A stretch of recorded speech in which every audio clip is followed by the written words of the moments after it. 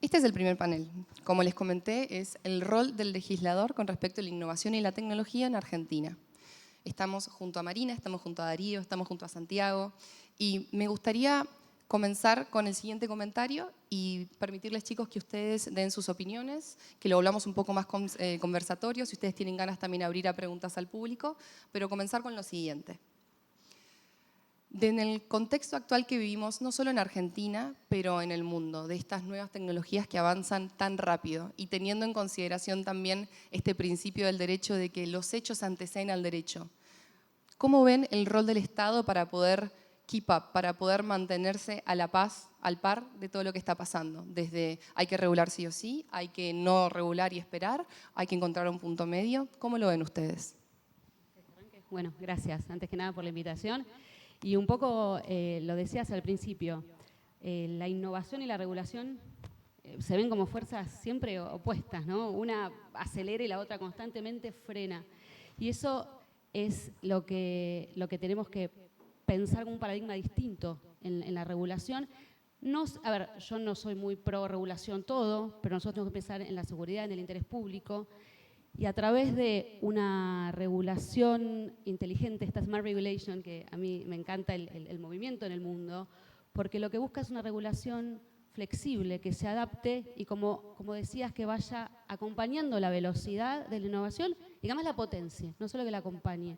Porque para que Argentina sea vanguardia de innovación en el mundo, necesita esta nueva visión y este nuevo enfoque regulatorio. Yo pensaba, no soy super tech, calculo que después Daro tendrá más ejemplos, pero busqué ejemplos como Amazon, que estuvo 10 años para poder mandar un paquetito por drones.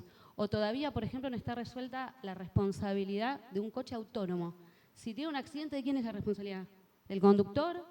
¿Del que desarrolló el software o del fabricante del auto? No está resuelto. Entonces creo que en Argentina no nos podemos dar el lujo. Y tenemos un momento único para poder trabajar con el sector público y el sector privado para ver qué hay que regular, porque todo no hay que regularlo, pero siempre esta intención de que la regulación vaya a la velocidad de la innovación, sin comprometer la seguridad y el interés público. Creo que eso es importante y ahí es donde está el freno, ¿no? Después tiene que quedar tal vez más conectado con normas ISO, con estándares internacionales, pero hay que tener ese balance. Dijiste algo muy interesante, Marina, que es este punto medio de buscar regular sin matar la innovación, cuidando los intereses jurídicos de las distintas partes, pero también incentivando a cosas nuevas. Desde la parte legal, generalmente, en las clases de Derecho, se divide la parte regulatoria Web3 en los derechos del consumidor, los derechos o más bien el marco regulatorio para los emprendedores y las startups, y también desde la parte más del sector público, cómo se están o cómo se pueden aplicar estas tecnologías al sector público dentro de sus procesos. Dentro de estas tres paradas y desde la legislación de la Ciudad de Buenos Aires, ¿ven algún foco que tenga más importancia que el otro o que esté avanzando o que a ustedes les gustaría que se avance un poco más? Lo primero que voy a decir es ayuda. Ayuda porque muchas veces en Argentina pasó que los políticos quisieron saber más que los tipos que realmente están en la industria. Y eso me parece que es algo que tiene que cambiar. Yo concibo a un político como un puente, es decir, ¿qué tiene que pasar el día de mañana en la regulación o no regulación de esta industria, cripto, blockchain, etcétera? Que nosotros nos demos vuelta, les preguntemos a ustedes, que son los que saben, che, ¿qué necesitan para que su industria sea más potencia, para que genere más empleo, para que genere más laburo, más plata, lo que sea, para que haya mejores negocios? Bueno, Darío, yo necesito tal o cual cosa. Y nosotros darnos vuelta y hacerle una política pública o una regulación. O una no regulación también. Yo en el mundo cripto me vengo metiendo hace tiempo, a Miri la conozco hace bastante. De hecho, mi primer profesor fue Fede Ast, que está por ahí, que cuando no entendía mucho de este mundo, pero quería saber qué pasaba acá, le escribí a Fede y al toque me dijo, Daro, olvídate, no lo conocía yo, él estaba en Francia, creo, y me dijo, te explico un poquito por dónde va, y ahí arranqué a meterme en este mundo, así que ahora soy fanático y entiendo todo el potencial que hay acá. Pero creo realmente que lo principal tiene que hacer que ustedes se involucren. No en el sector público, no quiero que sean funcionarios, ni diputados, ni legisladores, pero sí tener relación con nosotros. ¿Por qué? Porque lamentablemente en Argentina nuestra clase política no entiende mucho qué pasa en este mundo, no entiende la potencialidad que hay ni en el mundo cripto, blockchain, Web3, IA, gaming, lo que sea, digo, el mundo tech. Pero no entienden qué pasa. Y lamentablemente si ustedes no nos dan a nosotros el insumo para poder ir a defender lo que ustedes necesitan, va a haber otros tipos, otras mujeres, que van a ser regulaciones malas. Bien, siempre digo que aunque nosotros en el Congreso de la Nación metamos la mejor regulación histórica de cripto del mundo, lamentablemente va a ser algo malo. Entonces ahí tenemos que tener un primer warning de decir, che, pará, esto puede ser un riesgo. Lo segundo, siempre empieza la discusión de regulación, sí, regulación no, y cómo regular. Mi primer, si querés, tema mental es, che, guarda con la regulación que mata la innovación. Creo que Marina, vos lo decías eso. Y yo comparto mucho eso, realmente. Siempre soy partidario de educar mucho más que regular. ¿Bien? Pongo un ejemplo claro. Vimos en los últimos meses estafas en el mundo cripto varias, generalmente de gente que no es seria en el mundo cripto, ¿no? Y sin meterme en casos particulares, creo yo que también pasa por la educación. Si mucha más gente hubiera estado educada en el mundo cripto, en lo que, cómo funciona este mundo, qué proyectos son serios, qué fundamentos hay detrás, mucha menos gente caería en estafas. Pongo el ejemplo del caso Zoe, Cositorto, etc. Cualquiera que está en este mundo, en esta sala, estoy seguro que ese caso lo veía y decía, che, acá hay un Ponzi, hay algo raro, hay un choreo acá. Bueno, si mucha más gente, como decía Mili antes también, tenemos entre 5 y 7 millones de usuarios cripto en la Argentina, es una banda de gente, es un montón. Si mucha más gente, hasta no sé, mi papá, mi mamá, estuvieran educados en cripto, sería mucho menos viable que caigan en proyectos como Cositorto. O sea, me parece que lo que principalmente deberíamos hacer nosotros es tratar de educar mucho más en este mundo, en todo el mundo tech, no solo cripto, pero en general, demostrar las oportunidades que hay acá.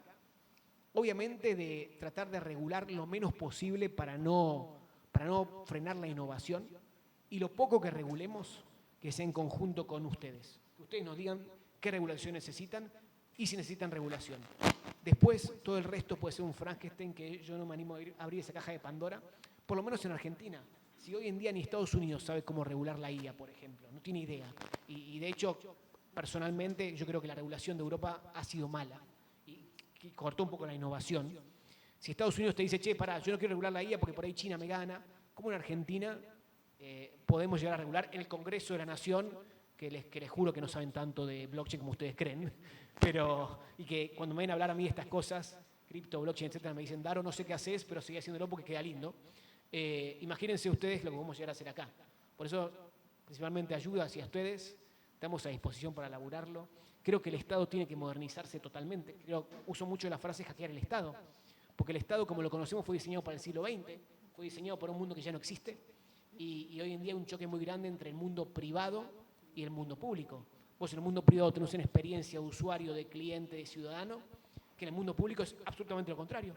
Entonces creo yo que también hay un desafío grande de modernizarse con IA, con blockchain, con Web3, con lo que sea, y muchas veces la política no está a la altura.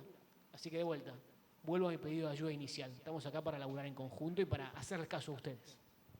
Ahí tomo dos cosas, varias de todos modos, pero veo que hay un punto en común con respecto a la respuesta de Marina y la tuya, Darío, con respecto de que regular bien no necesariamente significa regular absolutamente todo, sino lo suficiente para poder generar la innovación que estamos queriendo. Y a su vez, tal vez este concepto de que regular es regular, no regular es regular y desregular también es regular como una política justamente de Estado. Y el punto número 2 que también noto, Darío, que creo que es fundamental y la razón por la cual nos encontramos acá, es la necesidad de este diálogo del sector público que escucha al sector privado y viceversa también. Para que el sector privado también sepa de que también, muchas gracias, hay una razón por la cual el sector público muchas veces tiene cuidado y, como mencionabas vos, Marina, con respecto a los derechos del consumidor, que también se relaciona con la parte de educación. Y en la patita de educación y capacitación, que la encuentro fundamental no solo para que el privado entienda con qué relacionarse y con qué no, también considero, y tal vez estén de acuerdo o no, me encantaría saber su opinión, ¿qué consideran también de lo que es educación y capacitación para el sector público con estas nuevas tecnologías que avanzan rapidísimo? Y me encantaría saber tu opinión, Santi, desde Potencia, desde Épica y los eventos regionales que han comenzado hace poco. Muchas gracias por la invitación. Me encanta tener esta charla. A mí cuando se mezcla la política y la tecnología es una de las cosas que más me gusta. Yo vengo del mundo de la tecnología, emprendí en tecnología, tuve empresas de tecnología durante muchos años, invierto en eso, me dediqué a eso muchísimos años y hace 4 me volqué a trabajar en educación de liderazgos emergentes. y al principio era liderazgos emergentes, hoy en Potencia Argentina es liderazgos públicos emergentes, con lo cual lo que hacemos es formación de esos líderes que están dando sus primeros pasitos en política o que quieren empezar a dar un pasito en política, y una de las cosas principales para nosotros es esta educación, ¿no? Educación en tecnología. Y me gusta decir que soy de esos bichos raros en el que nos gusta la política y la tecnología, que me encanta que haya cada vez más. Y que una de las cosas que a mí más me sorprendió cuando empezamos con Potencia Argentina, incluso antes que me acerqué a muchos legisladores a hablar de IA, Web3 y demás, era como esta falta de conocimiento en las personas que después toman las decisiones sobre cómo se va a desarrollar nuestra industria, ¿no? O sea, yo que fui parte del sector privado tantos años desarrollando esa industria en Argentina y realmente viendo el esfuerzo de iniciativas como Crecimiento, pero un montón más años atrás en Argentina, digo como cuán importante es que las personas que después toman las decisiones de cómo el Estado puede acompañar ese desarrollo, conozcan de nuestra industria con mayor detalle, ¿no? Porque además el conocimiento siempre que hay, o en general que yo me encontré, es bastante superficial. Y por eso empezamos a pensar también en Potencia y con todos los participantes. Hoy tenemos 110 participantes de 22 provincias, de 60 municipios, de todos los partidos, pluripartidaria. Realmente de todos los partidos, estamos muy contentos con eso. Y uno de los pilares es, ¿cómo la tecnología está transformando nuestras vidas? ¿Cómo debería transformar el Estado? ¿Cómo debería transformar a nuestra democracia? Y más que nada, creo que lo que hoy tenemos son preguntas. Son preguntas que son válidas para plantearnos nuestro día de mañana, nuestro nuevo contrato social que también es digital. O sea, como hay algo de ese contrato social, incluyendo lo digital, que se viene nuevo y que está bueno que lo empecemos a pensar entre todos y que realmente acá haya una participación muy fuerte, ese vínculo público-privado del que hablamos tanto. Yo creo que en Argentina tenemos que hacer un trabajo muy, muy, muy fuerte y festejo las iniciativas como esta y estoy siempre que puedo en estas iniciativas porque estamos muy desconectados. Para después de 12, 14 años laburando en el privado, empezar a ver mucho de lo público y sentir que los empresarios no entendemos absolutamente nada de la política y que mucha parte de la política no entiende de negocios y mucho menos de negocios de tecnología, para mí es un dolor enorme. Entonces, el poder realmente empezar a generar estos vínculos y que estos vínculos sean parte de la construcción de ese contrato social y digital futuro, me parece súper relevante. Nosotros tratando de aportar nuestro granito de arena, bueno, está. Lo que se puede, recién empezamos, hace un año que estamos en esto acá, somos parte de una red regional que hace lo mismo, con lo cual tampoco nos asustemos, no es una problemática que tenemos en Argentina y solo en Argentina, al contrario, como decía Darío, Argentina muchas veces está a la vanguardia, los legisladores, los políticos de Argentina también respecto de lo que está sucediendo en la región, con lo cual es mirarlo con perspectiva, saber que tenemos que hacerlo, que estamos bien y también, no sé, hablábamos de los autos autónomos y demás, Argentina también está a la vanguardia en eso con la regulación de ayer, o sea, es como realmente hay muchas cosas que estamos a la vanguardia, aprovechemos eso y desarrollemos aún más nuestra industria. Al respecto, Santi, yo sé que con Potencia trabajan más allá de acá en Buenos Aires, en el resto del país. Sea la casualidad que la semana pasada en Mendoza, yo soy mendocina, se realizó Criptovendimia como un esfuerzo muy parecido a lo que hacemos acá en Crecimiento y tuvimos varias reuniones con el Ministro de Hacienda, de Finanzas, distintos intendentes y la conversación en general también fue por este camino. Queremos ampliar el diálogo público-privado para que desde el sector público podamos generar más oportunidades al emprendedor y que el talento encima se quede, este talento que les comenté que existía en Argentina. Y hablando también de la parte de capacitación y lo que mencionaba también Darío de qué necesitan o que se abra este diálogo y también lo que mencionaba Marina de si vamos a regular, hagámoslo bien, ¿qué piensan sobre aquellas instituciones que pueden ayudar a ese diálogo antes de regular sin la capacitación o el entendimiento? A modo de ejemplo, sé que en la Ciudad de Buenos Aires está un sandbox desde la Secretaría de Innovación, del cual Crecimiento formó parte con Aleph el año pasado, y desde Mendoza también están considerando crear uno nuevo. ¿Cómo ven a Sandbox como una herramienta a nivel provincia y a nivel nación? ¿Y qué otras instituciones consideran que pueden ayudar a acercar este puente entre las dos partes? Bueno, quería primero decir algo, y está relacionado, pero tiene que ver con la educación. Mi agenda y mi foco en mi trabajo legislativo es la educación, tal vez de lo que es desde jardín hasta la secundaria, pero hoy entraba y charlaba con Teo y le decía, ¿cómo venís de una estructura tan rígida y te acostumbras a trabajar en un lugar tan flexible, manejándote tus tiempos, manejándote tu espacio? Y justo el sandbox, que lo pienso como cuando construís rápido un castillito y se destruye rápido y me equivoqué en esto, entonces como me equivoqué lo cambio rápidamente. El error y ver el error como un trampolín que tiene que ver con esta experimentación regulatoria que acompaña la innovación, no venimos preparados para eso de la escuela. Me alejo un poquito, pero digo, también se necesita, en un momento en que la Argentina está mirando a largo plazo, tal vez no es un cambio de hoy para mañana, pero pensar cómo podemos, además de los contenidos, la pedagogía y tantas cosas que hay que cambiar, cómo cambiar ese mindset para saber que tenés que aprender toda la vida, porque yo puedo aprender como legisladora lo que estás haciendo hoy, pero dentro de 2 años lo cambiaste y no sé, tal vez Daro sí, porque está todo el día estudiando blockchain, pero yo no, apenas dijeron Web3 y ya estoy, ¿qué es eso? Entonces, creo que hay que también apuntar a eso. Es un poquito más a largo plazo, pero para que haya un sandbox tiene que haber, más allá de los que tal vez estén más en tema, toda esta cuestión de aprender del error, del error como un trampolín, de construir sobre, ¿no? rápidamente sobre eso. Creo que es importante. Y sí, para mí es importante que exista.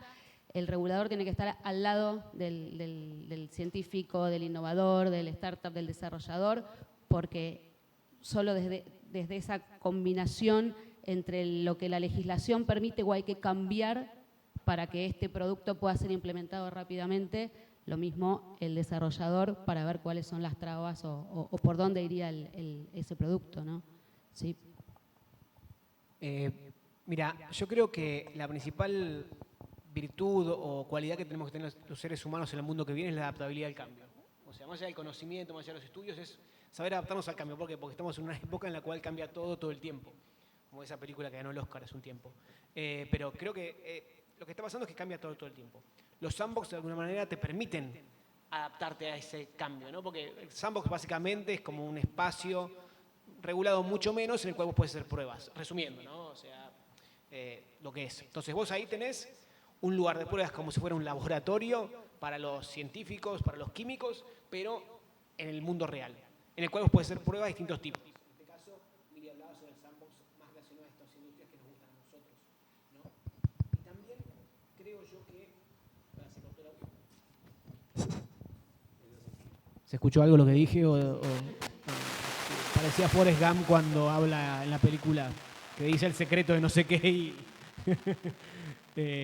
No, bueno, el sandbox creo yo que realmente es una gran herramienta para probar sin costo, que es justamente algo súper interesante en el mundo emprendedor. ¿Cuántas veces sabemos nosotros que las startups justamente no ganan de primera, no les va bien de primera, sino que lo que hacen es fracasar 38 veces y la hacen 1.39, por ahí la embocan, levantan una buena ronda, hacen un buen negocio ahí y empiezan a irles mejor? Bueno, el sandbox justamente te minimiza ese costo, te da un lugar seguro en el cual probar.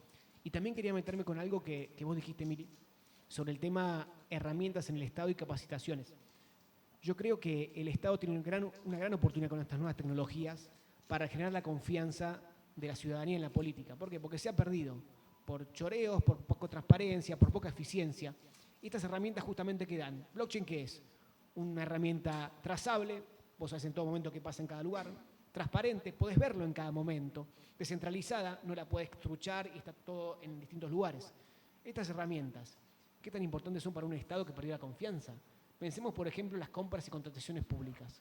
¿Saben ustedes cuánta plata se pierde en Argentina y en Latinoamérica? No quiero caer en Argentina, en despilfarro o corrupción en compras y contrataciones, hasta un 7% del PBI. Es una banda de plata, ¿no? ¿Y por qué? Si hay una tecnología como blockchain que te permite ver en todo momento qué pasa en cada lugar, en qué estado está la obra, si se licitó o no, no la utilizamos para poder laburar mejor eso. Otro ejemplo, planes sociales. Qué drama de los planes sociales, ¿no? Los intermediarios, esos que vienen, se llevan parte de los planes, deciden a quién le dan el plan social y a cambio de eso por ahí obligan a gente a ir a marchas y los extorsionan básicamente a las pobres personas que necesitan el plan social verdaderamente. Me quedé sin aire. Entonces, si hoy en día en el Estado tenés una base de datos enorme, socioeconómica de las personas, quién tiene hijos, quién no tiene hijos, quién están escolarizados o no, qué clase de situación social tiene, ¿cómo puede ser que el Estado no asigne automáticamente los planes sociales? Si hay herramientas para eso. Hay smart contracts que te permiten asignar cosas automáticamente si cumplen ciertas condiciones. Bueno, me parece que el Estado debería aprovecharse de esas herramientas, ni hablar de la IA, ¿no? Muchos nos quedamos siempre en la IA generativa, ChatGPT, DALL-E, Midjourney, pero la IA es mucho más grande. El Estado puede usarlo para 1000 cosas, desde regular el tránsito de una buena manera para que tardemos menos en llegar a nuestras casas, que todos sabemos que el tiempo es lo más preciado que tenemos, hasta, de vuelta, mejorar la educación. Yo tuve una call con Sam Altman hace un tiempo y le pregunté, Sam, ¿cómo va a ser la educación del futuro? Y me dice, Darío, cada persona va a tener su asistente virtual de IA que le va a hacer un plan a medida de cómo, y va a ver en cada uno de nosotros cuáles son sus mejores virtudes y donde tenemos potencialidades. Es medio distópico y medio que te determina el camino, pero va a ser por persona. Entonces, ¿cómo puede ser que en el Estado muchas veces sigamos enseñando como en el siglo XX con el docente plenipotenciario que dice a los alumnos lo que tienen que saber? Si cambió el trabajo, algunos laburan de su casa hoy en día o laburan acá el crecimiento que está divino. Si cambió la salud, hoy operás a un tipo desde Buenos Aires en Estados Unidos. Si cambia, la educación está cambiando. ¿Cómo el Estado puede seguir siendo el mismo de siempre? Bueno, son todas preguntas que hay que empujar. Como hablaba ayer creo con Santi Sirio, con Fede Ast, lo que hay que hacer es romper las pelotas, y perdón la palabra, pero que tenemos que tener más políticos rompepelotas que entiendan por dónde va el mundo y que se apoyen en ustedes para poder hacerlo. Y en ese sentido te tomo esto, Darío. Primero, lo que voy a decir es, es espectacular que estemos hablando de experimentación e iteración rápida en la legislación. O sea, como esto ya, con lo cual, sí, fan de los sandbox y que sucedan, y muy promotor, con los cuidados que hay que tener también, ¿no? O sea, no es hacerlos por hacerlos. Sí decir esto de... Bueno, hoy ya hay un montón de herramientas que podrían eficientizar, transparentar toda la política pública, que era esto que decía Darío. Bueno, la pregunta es cómo empujamos entre todos para que eso realmente se dé y para que la tecnología nos dé una mejor experiencia ciudadana. Y este concepto es algo que nos tenemos que empezar a poner como mindset. Lo que nosotros queremos construir desde el Estado es una mejor experiencia del ciudadano. O sea, así como lo veíamos en la experiencia de usuario en las plataformas de tecnología, bueno, hay que trasladarlo a lo que nos sucede en la diaria. Y para mí, esta posibilidad de experimentar e iterar rápido la legislación, lo que nos permite es eso, mejorar rápidamente la experiencia del ciudadano, en todo sentido, el ciudadano de a pie y el empresario de tecnología y el empresario de otra industria que también está involucrando tecnología.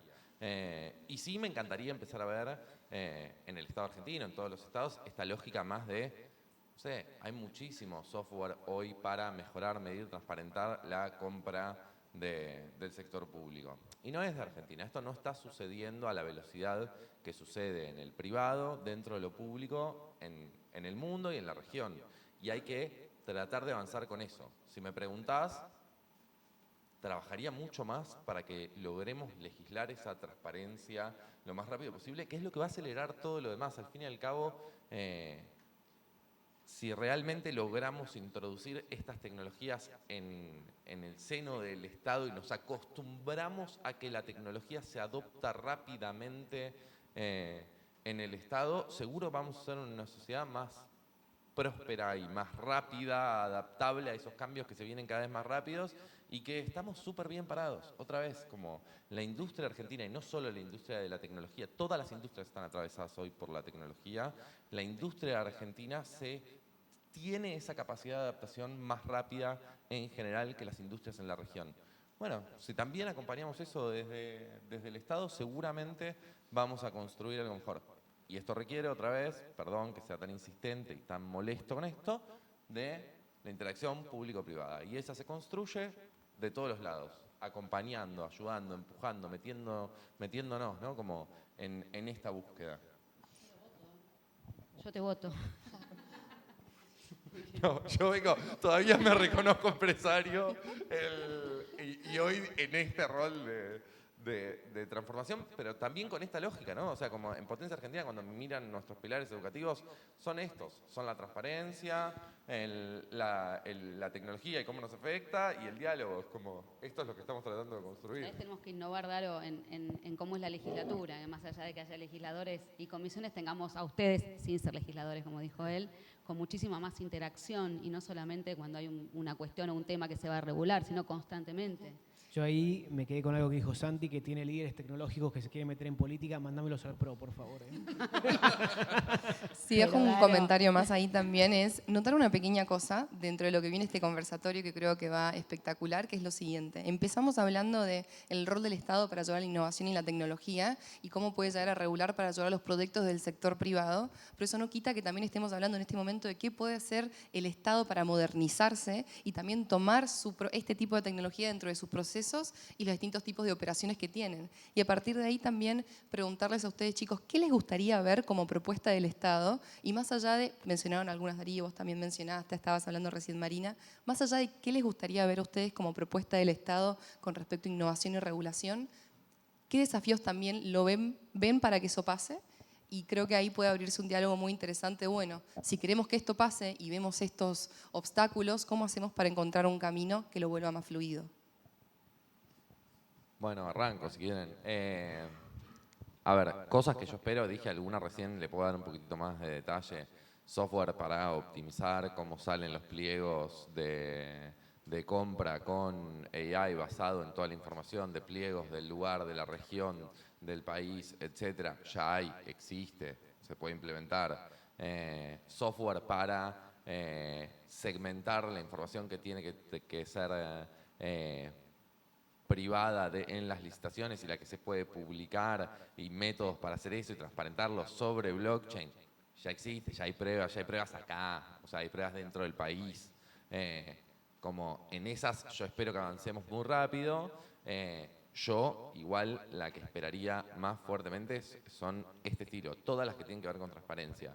Y voy a hacer un punto más ahí de, si nosotros logramos que esto se haga en el Estado, es mucho más fácil después que todo el sector público entienda al sector privado y cómo está trabajando para que realmente se acompañe el desarrollo, otra vez, de toda nuestra industria nacional, que va a estar en los próximos años 100% atravesada por la tecnología, porque vamos a ver robotización en todas las industrias, porque vamos a ver cada vez más automatización, uso de AI para reemplazar mucho trabajo y se va a generar otro seguramente, y esa es otra discusión que nos tenemos que dar, pero que si ya sabemos esto, bueno, esta industria hay que mirarla, esta industria que tiene tanto desarrollo en Argentina, hay que mirarla. Volviendo a la pregunta ya, ¿qué me gustaría ver en el Estado? Y ya con esto lo dejo, también me gustaría ver que todo el empresariado tecnológico acerque al Estado, a los funcionarios, conocimiento y herramientas y acompañamiento.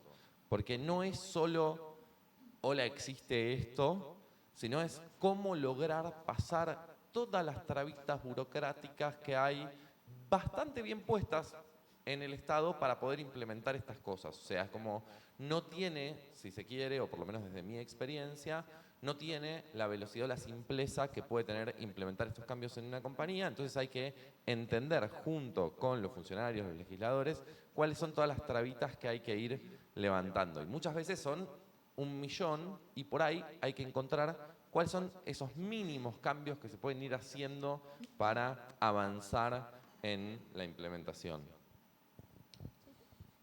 Bueno, a ver, primero sobre propuestas o cosas que me gustaría ver. Hay varias cosas que yo presenté ya como legislador. Una fue la de contratación de obras públicas para que sea más transparente con blockchain. Otra fue la de planes sociales también que conté recién. Otra que salió, que está buena y que en un par de años va a ser real en la Ciudad de Buenos Aires, es el tema de historia clínica electrónica en tu celular. Yo rompí mucho las bolas con el tema de que me cansaba de ir a los médicos y cada vez que iba a un médico nuevo tenía que contarle enteramente mi historia clínica. Es decir, no sé, cuando nací tuve craneoestenosis, después me rompí los dos tendones de Aquiles, me luxé el hombro, estoy bastante operado igual por todos lados. Pero tengo miopía, todo el tiempo era contarle al médico una historia nueva de lo que me había pasado toda mi vida. ¿Cómo puede ser que con las tecnologías que hay hoy en día no puedes tener tu historia clínica en el celular? Para cada médico nuevo que vas, le mostrás un QR, por ejemplo, y el tipo tiene directamente en su compu, en su celular, tu historia clínica. Bueno, eso rompiendo, logramos sacarlo acá en la Ciudad de Buenos Aires y en un par de años va a ser realidad, ya cuando todos los hospitales se adecúen y demás. Otra cosa que me gustaría, ya en mi vida de estudiante si quieren, es que cuando me recibí yo tardaron como 1 año y medio en darme el título. ¿A quién no le pasó que, por ahí los que somos más viejos, estudiamos en universidades más clásicas, tradicionales, yo estoy en la UBA, te recibís y tardan 1 año y medio antes del título. Y ves tu título dando vueltas por casitas, que fue a firmarse al rectorado, que fue a tal otro lado. Cuando estudié, y en Dubái, por ejemplo, usan smart contracts para eso. Van por materia diciendo, sí, Darío aprueba tales materias, se recibe de, yo soy politólogo, de politólogo. Entonces, cada profesor te va poniendo un tic en cada materia. Y cuando el último te pone el tic, automáticamente tu título se genera digitalmente. ¿Cómo puede ser que no pase eso en el Estado? Y sobre desafíos, para no extenderme mucho, porque es media hora nada más, creo que ya nos pasamos de tiempo, pero sobre desafíos creo que yo es la cultura organizacional del Estado, ¿no? O sea, la cultura del Estado. ¿Por qué piensen ustedes a un político que está hace 40 años siendo diputado, legislador, senador, funcionario, diría, che, no, la verdad que esa tecnología está buenísima, voy a tener que capacitarme, entenderla mejor, y no, va a decir, che, no me rompan, yo prefiero seguir haciendo lo que hago siempre, con la cosa mental que ya tengo aprendida, con la tarea rutinaria que ya tengo, en vez de capacitarme, entender, más allá de que obviamente esa nueva herramienta va a dar mejor usabilidad al usuario, que básicamente son los ciudadanos, ¿no? Para mí ese es el principal desafío que tenemos que romper. Y algo que siempre digo que no es políticamente correcto, es que los políticos nos movemos por votos. O sea, los políticos donde ven que hay votos van y dicen eso está bien o está mal. Mientras más seamos los que decimos, che, necesitamos esta demanda en las compras públicas, esta demanda en los planes sociales, esta demanda en la educación, esta demanda en la salud, más chances hay que los políticos digan, bueno, acá hay votos, voy a hacer esa reforma. Lamentablemente funciona así. Y no está bien que yo lo diga porque soy legislador de la ciudad, pero es la verdad y es lo que siento. Y por último, para hacer una reflexión también, y voy a traer un caso puntual que pasó hace poco tiempo, que fue el tema Caso Libra, que no me voy a meter en el Caso Libra porque no quiero hacer política acá, pero me dio mucha lástima porque la comunidad cripto argentina es buenísima y es talentosa y es profesional. Y lamentablemente hubo algunos estafadores, que son ese Hayden Davis y Novelli, etcétera, que asesoraron mal al presidente. Qué bueno hubiera sido y qué bueno es si el presidente se hubiera rodeado de 10 de ustedes, que son los mejores de la Argentina, para entender cómo funciona el mundo cripto, para elaborar un plan que realmente haga a la Argentina una nación cripto en serio. Que hasta muchos de ustedes deben ser libertarios y estarían encantados de ayudar al presidente. Y yo no soy libertario, soy pro, pero digo, está buenísimo que vayan y lo hagan. Y está buenísimo que el presidente se rodee de los mejores para poder hacer los mejores planes. Y hasta lo hubieran hecho sin cobrar un mango. Pero bueno, es parte también de esta discusión que venimos dando de si está bueno que los políticos se rodeen o se dejen ayudar por quienes en realidad saben de los temas.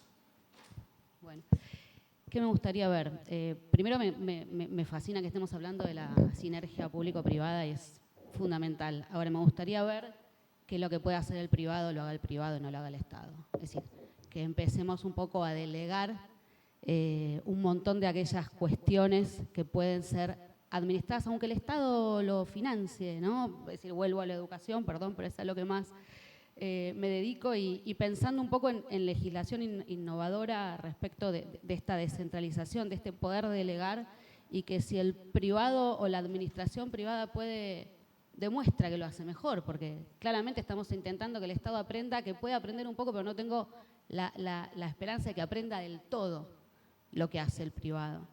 Nosotros estamos trabajando en un proyecto de ley de educación que lo que haga es descentralizar el sistema educativo y generar escuelas autónomas con herramientas y posibilidad de autoinnovación. Es decir, que no dependan constantemente de un ministerio o de un Estado para innovar. Y eso puede pasar en salud, en un montón de áreas del Estado. Entonces, a mí me gustaría ver eso, ver la sinergia, obviamente, que el privado esté constantemente trabajando con nosotros, con los legisladores, con los funcionarios, porque hay distintos tipos de normas, que tengamos normas flexibles, que nosotros podamos diseñar normas muchísimo más amplias y que remitan a los sectores, remitan a las normas técnicas que tienen los sectores y que se actualizan con muchísima mayor agilidad y que lo que se va a hacer el privado mejor, lo haga el privado y nosotros le demos la posibilidad de hacerlo y cuidemos el interés público y la seguridad y nada más. Pero bueno, espectacular el panel, gracias. Como verán, chicos, la intención de este panel era tocar 3 puntos y desarrollarlos. Era el rol del legislador y del Estado con respecto a la innovación y la tecnología, la importancia de la capacitación y la educación para acercar al político a la tecnología y finalmente lo que es la colaboración público-privada para que el privado pueda comunicarse con el público y viceversa y entender qué es lo que cada uno necesita. Creo que ha sido un panel súper interesante que da para horas, da para seminarios, da para jornadas, da para charlar con un cafecito, obviamente, pero como estamos un poco más cortos de tiempo, les voy a agradecer muchísimo a Marina, a Darío y a Santiago por haber venido y nos preparamos para el próximo panel que es Convergencia Financiera, la mirada de bancos y de Alix. Muchas gracias, chicos.